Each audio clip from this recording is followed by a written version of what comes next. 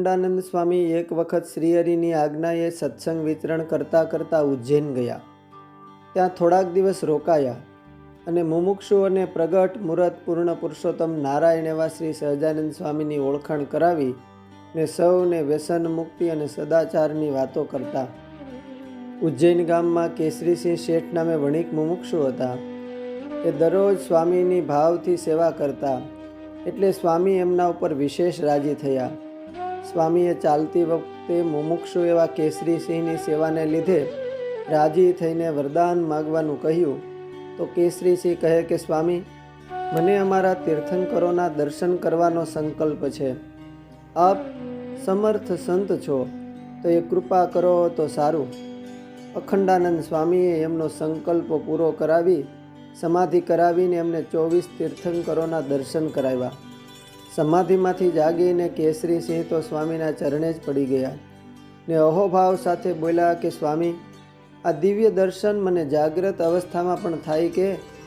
ત્યારે સ્વામી કહે, હા, જરૂર થાય. અમારા ઈષ્ટદેવ ભગવાન શ્રી સ્વામિનારાયણ હાલ સૌરાષ્ટ્ર ગઢપુરમાં જ વિરાજે છે. એમના દર્શને જાઓ, એ આપને ચોક્કસ દર્શન કરાવશે.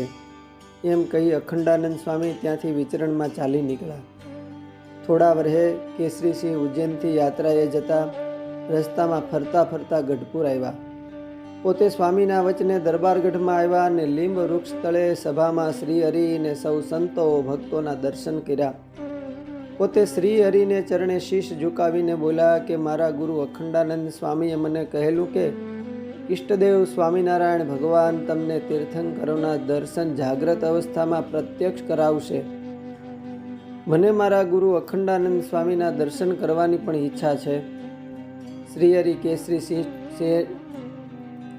કેસરીસિંહ શેઠને બોલ્યા કે અખંડાનંદ સ્વામી તો હમણાં થોડા સમય પહેલાં જ અક્ષરવાસી થયા છે, પણ એ દિવ્ય દેહે આ સભામાં હજુ ઘણી વખત પધારે છે. આજ તમે દિવ્ય ભાવથી આ સભાના દર્શન કરશો, તમને સ્વામીના દર્શન પ્રત્યક્ષ જરૂરથી થશે. શ્રીહરિને વચને કેસરીસિંહ એમના ગુરુ અખંડાનંદ સ્વામી, સદગુરુ મુક્તાનંદ સ્વામી અને બ્રહ્માનંદ સ્વામીની વચ્ચે સભામાં બેઠા હોય એવા કેસરીસિંહને દર્શન થયા. ગુરુના દર્શનથી હર્ષ પામતા એમણે સ્વામીને પ્રણામ કર્યા. અખંડાનંદ સ્વામી સભામાં ઊભા થઈને શેઠનો હાથ પકડીને શેઠને લઈને શ્રીહરિ પાસે લઈ ગયા અને એમનો હાથ શ્રીહરિના હાથમાં સોંપીને અદૃશ્ય થઈ ગયા. આ દ્રશ્ય જોઈને સૌ ઘણું આશ્ચર્ય પામ્યા. શ્રીહરિના કહેવાથી કેસરીસિંહ શેઠ થોડાક દિવસ ગઢપુર રોકાયા. શ્રીહરિએ એમને જાગૃત અવસ્થાએ પ્રત્યક્ષ સ્વરૂપે તીર્થંકરોના દર્શન કરાવ્યા.